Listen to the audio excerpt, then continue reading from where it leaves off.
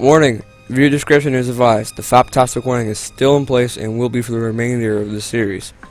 Viewer discretion is advised.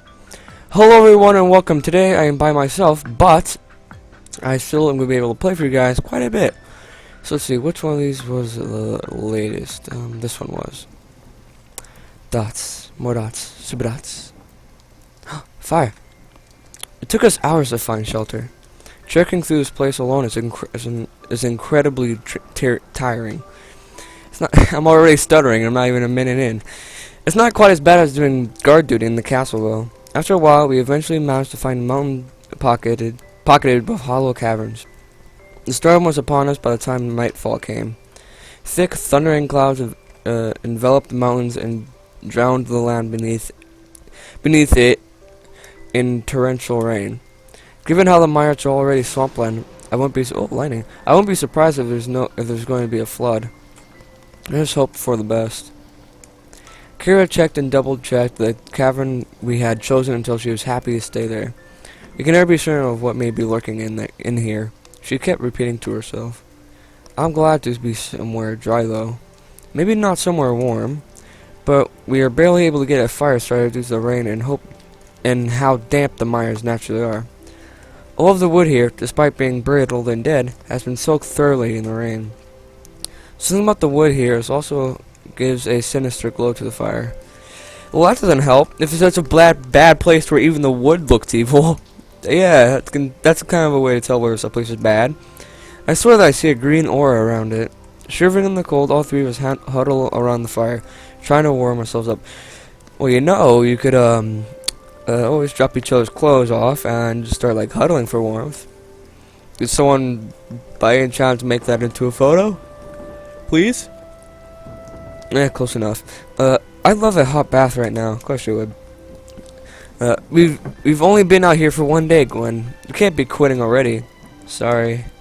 Gwynn is a lover of her comfortable things, her warm baths, her soft pillow. So she's really out of her element. Right now, she's writing away on one of the many books she took with her. She must be writing down her observations of the mires while we've been here. We haven't stopped long enough for her to take a closer inspection of the plant life, though. It seems to keep her happy, though. It's been a long day, and writing seems to be a way for her to relax. Keira, on the other hand, looks extremely paranoid. No, she looks extremely cold, because if she's already cold, then why does she wear more armor, like a blanket? Well, blanket's not armor, but hey, it'll keep you warm. Because I don't think a female's breasts provide heat. She glances this way and another, seemingly jumping at the shadows. Being in this place makes her edgy. Very edgy. I still don't understand why, though. She's been here before, but what happened is still a mystery to me. Checklist okay, just remain silent. I'll be a kind person. Are you okay, Keira? You've been on edge the entire time we've been here. I've noticed that, too. It never pays to be complacent in the mires. Oh, she actually looks scared. Last time I was here, everything we did went wrong somehow. It was far too frequent for it to be bad luck. So, either this entire force was against us, or there was something else lurking in here which was interfering with our expedition. That tiny compass isn't going to be enough if we want to navigate this place. Though I do not wish to belittle a boon from the Empress herself, extra precautions in case of unforeseen problems are always important. I can understand what she's talking about. Yeah, so can I. The mires do feel like the kind of place where precautions like this would be necessary. And by the way, in case you're wondering when I'm not making any more jokes or anything like that, I will make jokes. I'm just saying I'm gonna make less because whenever I'm by myself, I like to actually read it as best as I can for you guys' entertainment. We haven't seen any of the beasts which roam these lands yet. If that's a good thing or a bad thing, I can't tell. The beasts in the mires are one thing, but becoming lost in this place, that is what kills most scouting parties who enter here. Quietly, she stares into the embers, looking deep in thought. Listen, I think it's time you two both know what happened when I was lost out here. Looking at Gwynn, I hesitate at the idea. Her previous expressions were traumatic, so I don't know if it would be wise for her to talk about it right now. Keira notices my hesitation immediately. It's fine, Raelin. Gwynn knows that something happened too. We know each other a lot better than you would think. I hadn't thought of that, but that would be true. Gwynn is her favorite novice, after all. Looking back to her, Gwynn just gives me an acknowledging smile. So, it's obvious that I've been here before. Aww. Man, I feel so bad now.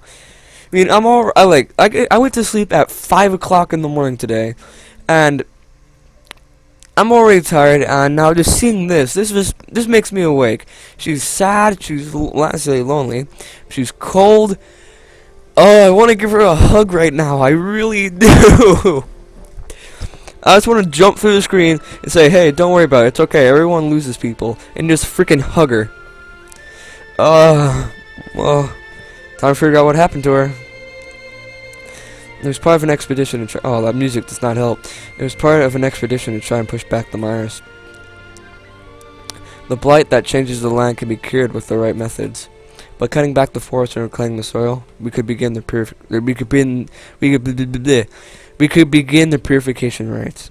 My sister was there too. Oh no, this is about her sister. She was far younger than me, little more than a child. I'd taken on the expedition as she had no one to look after her while I was away. Definitely one of the most terrible mistakes of my most terrible mistakes.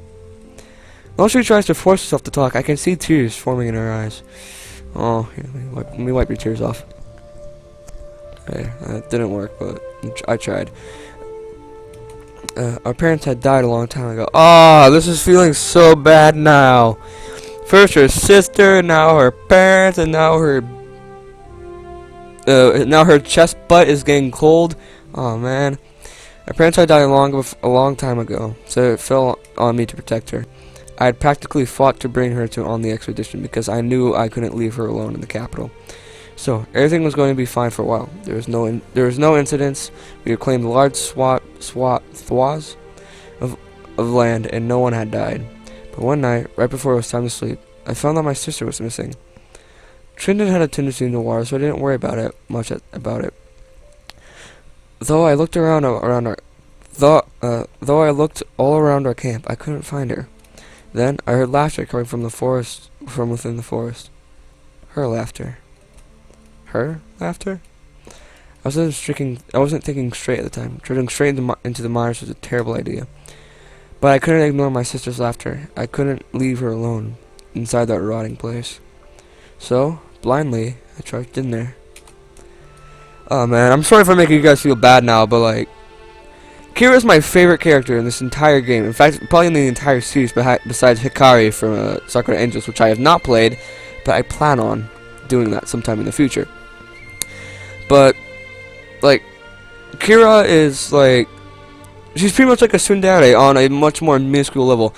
In the beginning, she was very kind, well, not very kind, she was very rude, very crude, and she just loved to pretty much see people in pain. Physical pain, that is, not necessarily emotional. And then, as we got into the expedition, we found that she, well, had feelings, and she actually cared for those around her. And the only reason that she was doing that, the only reason that she was being so mean was so that way she could get us tougher and stronger, so we could defeat the Huns. And I kind of like that, you know, people who are really mean outwardly but are very kind, and the reasons that they're mean is to help benefit others. Anyway, that's just me. Let me know what you guys think, who your favorite character is, and why in the comments. I brought no light with me, so I was just following the sound of her laughter, stumbling through the dark, blindly waving my sword around. After a while, the sound of her laughter seemed to echo from everywhere. No matter how much I ran, I still couldn't get. No, sorry, burped. I still couldn't get any closer to its source. I was too tired to even move by the time the dawn came. Even in the morning light, all I could do was stumble through the mires. I tried to set markers or anything I could keep track of my progress, but it was all for naught. The very trees seemed to shift to make me lose track of where I was. Worst of all, I could still hear my sister's laughter in the undergrowth. Then the beast came for me to take my life. It took me weeks to make it out of there. The foul things I had to eat, the tainted water I had to drink. If it weren't for my gift, I could have died out there. By the time I made it back, the entire expedition was missing, and the foul forest was creeping its way back across the land. I was the only survivor, somehow. To this day, I don't know what happened to my sister. She couldn't be alive for all this time, though. Even with my gift, the forest nearly killed me. So to come here like this, it's almost like I'm walking in a graveyard. I could not think of a worse place for someone to die than inside the mires. Silently, tears began to trickle from her eyes. Aww. She's barely composed now, merely a step away from sobbing. I wish we weren't inside this cave. At least my tears could be hidden in the rain. I honestly don't know what to say to her. The fact that she still came after knowing what she was going to face. Now you know about it. And that's why I care so much about my analysis. Every single one of you is precious to me. Precious! I can never allow myself to be so careless again. You have no idea how much you two mean to me. If you never come back, no, I can't think like that. That is why I decided to come, despite knowing what is here. I can't let you disappear into this horrible place like my sister did. How did you not lose your mind when you were stuck out here? I almost did. To listen to your sister's laughter endlessly and not be able to do anything. It was even worse than the laughter become screams. When I stumbled out there, I could barely tell what was real and what was a delusion. Fortunately, I managed to make it back to the law and get treatment. After that day, I decided dedicate myself to nurturing and protecting warriors younger than myself. Ardina herself came to see me when I made it home. She congratulated me on making it out alive and ensured that I could live comfortably after what happened. But life after my sister, it wasn't going to be the same. As much as I tried to bury myself in training, I can't get rid of this grief. It will remain for me forever. I cannot run from it or deny it. The only way I could escape is if I forgot about her, and I would sooner die than forget. Sometimes I can imagine that she somehow found a way out. That she's somewhere safe, like in the capital, or I don't know, just somewhere. It's only deluding myself from the truth, though. You can't stop hoping. She might have made it out alive. The alternative is to despair and mourn. I have to agree with Raelin. She might still be up there, Keira. However unlikely it is, do not give up. It takes time for Keira to collect herself again. All I can do is prod the burning embers of the fire while we wait. She isn't alone in her trauma now. We can help her carry the burden of her memories. That will only make us stronger as we make our way to the star. I can also understand why she doesn't like being watched now. During all the time spent in the mires, she would have had to constantly look over her shoulder. If she weren't so paranoid, then she would be dead. No wonder she was upset with me when it came to my first scene. She doesn't like having unseen eyes watching her. In all honesty, I'm surprised that she wasn't outright hostile toward me. You two sound far older than you look, you know. When did I train such wise novices? It's not a novice, remember? I got a promotion. Come on, surely you've worked out that it isn't a promotion by now. I freaking knew it! She tricked us! I still love her, but freaking bitch! Dick move, man. Dick move. Okay. But on a serious note, I'm going to say this right now, and I'm only going to say this once. For any of you out there who are watching this who have lost a significant person in your life, such as a family member, pet, or whatever, I want you to know that instead of just giving up on life thinking that nothing can ever get better after you just lost this person, I want you to know that I have lost all my early pets that I have had since I was a child. Both my grandfathers and my grandmother's somewhere is getting near it. The only way I've learned to cope with my losses is that I have made friends, ones that are always happy, ones that always seem to never really have a bad day, and when they are having a bad day, I do my best to cheer them up as they would with me. So if you think that ending your life or doing anything other to harm yourself will stop things from getting worse, truth is, it only stops things from getting better. And just know that no matter who you are, so you will always have someone out there who does care for you. Even if you don't know who they are, or where they are, or what they look like, or how they sound, just know that there is in fact someone out there who does care, whether you live or die. And that each one of you is special. Alright, I think I'm going to move on. Come on, surely you've worked out that it isn't a promotion by now. Thank you both. It was never easy to carry this alone. See? After we lost our parents, it always fell on me to bear our burdens. I guess I've learned not to rely on others.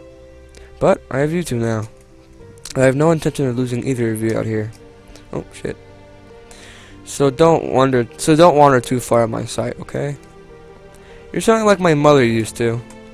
She must have been a kind woman. Gwen's face lights up as she thinks of an idea. What was your sister's name, Keira? Lavina. Lavine.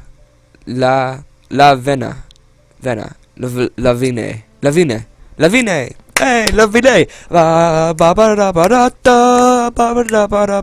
Anyway, Lavine. Why do you want to know? I know we've told you not to give up, but in the case that the worst happens, why don't we make a memorial for her? I appreciate the thought, Gwynn, but it'd be a waste of our time. We cannot afford to stop for such trivial things. Where would he even put up a memorial anyway? There's no place that this accursed forest doesn't swallow up. It's enough to know that we might be able to reclaim these lands one day. My sister would appreciate that most, I think. To clear up this grave site and replace it with rolling fields of green. Yes, that is what we aim to. That's what we will aim to do. When we finally destroy this blight, let this whole forest be her memorial. In the star, the Empress has made it clear to us that it's important. What if it's going to lead to the salvation of our lands? I just don't know. I wish I knew what the star meant. The only way we're going to find out is if we bring it back to her. I need to know too. It's been driving me insane over the last month. I have to agree. I plan to record our findings when we reach the star. This could be a historical find. And of course she's worried about history. That is, if it's not raining when we get there. Miserably she stares at the cave mouth, watching the rain pelt down. Curse that rain. This is the only chance I've had to write down anything. I'm sure that it's no more important. We are all well rested. Ryan is going to have to wait. Raelin, you're first on night watch duty. Glenn, try to stay up late. I can't argue with her on that. Both of them sail near the fire, huddling as close as they can to stay warm. It's going to be a long night. I'm not sure how long that was, but I feel like I need to have a break after that. After that, little story. And I thank you all for watching. Please comment, like, and subscribe. Place who your favorite character is of this series so far, be it Ardina, Keira, Gwynn, Raelin, or anything else, in the comments below. And if you want to see more of these episodes and more of these videos in general, meaning visual novels in the future, let me know so I can continue this. I thank you all for watching, and goodbye.